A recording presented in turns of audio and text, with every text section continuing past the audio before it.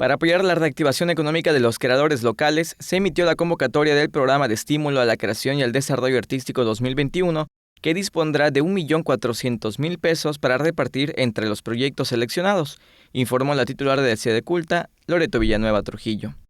La Secretaría de la Cultura y las Artes y el Sistema de Apoyos a la Creación y Proyectos Culturales invitan a los artistas a postular sus trabajos en las disciplinas de literatura en español o maya, artes visuales, medios audiovisuales, arte circense, danza, música y teatro.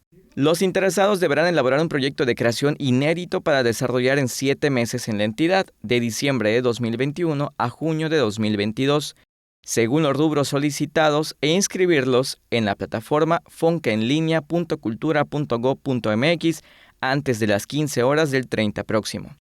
Las categorías son Adolescentes Creadores Nuevos Talentos, dirigido a personas mayores de 12 años y menores de 18, que deberán contar con la aprobación por escrito de su padre o tutor, con apoyo de un creador o institución artística que conozca el gusto y habilidades del postulante, así como comprobar que realizó trabajos en la disciplina de carácter amateur.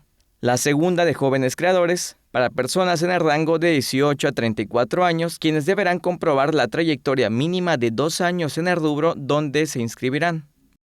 La última categoría es para creadores con trayectoria, para artistas de 35 años en adelante con carrera ininterrumpida de más de un lustro.